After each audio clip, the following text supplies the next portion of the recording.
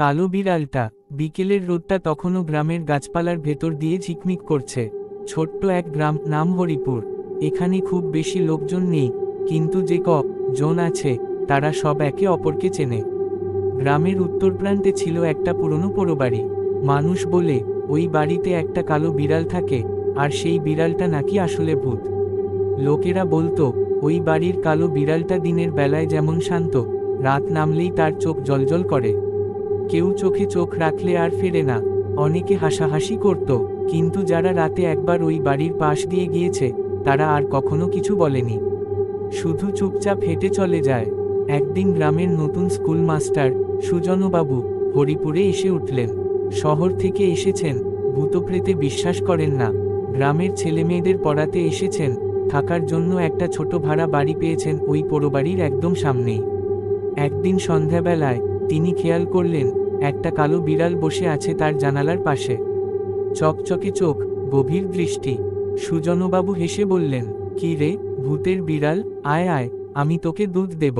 পরদিন সকালে সত্যিই সুজনবাবু এক বাটি দুধ রেখে দিলেন জানালার পাশে। বিড়ালটা এসে খেলো, তারপর কোথায় যেন চলে গেল। এইভাবে চলল কয়েকদিন।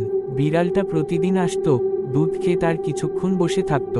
তবে একটা ব্যাপার খেয়াল করলেন সুজনবাবু, যখনই বিড়ালটা থাকে পাখিরা ডাকে না, কুকুররা কাঁপতে কাঁপতে দূরে সরে যায়। এমনকি আশপাশে যেন হঠাৎ করে ঠান্ডা হয়ে যায়। একদিন রাতে হঠাৎ শব্দে ঘুম ভেঙে গেল সুজনবাবুর। জানালার ধারে তাকিয়ে দেখলেন বিড়ালটা বসে আছে, কিন্তু এবার তার চোখ লালচে আর বড় হয়ে উঠেছে অস্বাভাবিকভাবে। পেছনে থেকে যেন কেউ ফিসফিস করছে। ওই বিড়ালটা বিড়াল না, সেটা ছিল বিনা। সুজনবাবু চমকে উঠলেন, কে বলল এই কথা? চারদিকে তো কেউ নেই। তিনি আবার জানালার দিকে তাকালেন, বিড়ালটা নেই, যেন কোথাও মিলিয়ে গেছে। পরদিন সকালে তিনি গ্রামের এক বৃদ্ধ লোক গণেশ কাকুর কাছে গেলেন। সব খুলে বললেন। গণেশ কাকু একটু চুপ করে থেকে বললেন, তুই জানিস না মাস্টার মশাই, ওই পোড়োবাড়িতে এক কিশোরী মেয়ে থাকত। নাম ছিল বিনা। খুব ভালো পছন্দ ছিল বিড়াল। একদিন আগুন লাগার পর কেউ তাকে খুঁজে পায়নি বলে ওর প্রিয় বিড়ালটাও মরে গেছিল। তারপর থেকেই ওর আত্মা একটা বিড়ালের ভেতরে ঢুকে গেছে। সুজনবাবু বিশ্বাস করলেন না। তিনি ভাবলেন এগুলো গ্রাম্য কুসংস্কার। কিন্তু ওই রাতেই আবার ঘটে গেল কিছু অদ্ভুত। রাত 1টা নাগাদ জানালার পাশে আবার শব্দ। তাকিয়ে দেখলেন এবার বিড়ালটা জানালার ভেতরে ঢুকে এসেছে। চোখে আগুন, পেছনে একটা ছায়ামূর্তি, এক কিশোরী মেয়ে, চোখে দুঃখ আর প্রতিহিংসা। সে বলল, তুমি আমাকে বিশ্বাস করনি, এখন আমিই তোমাকে নিয়ে যাব। তারপর পুরো ঘরটা অন্ধকার।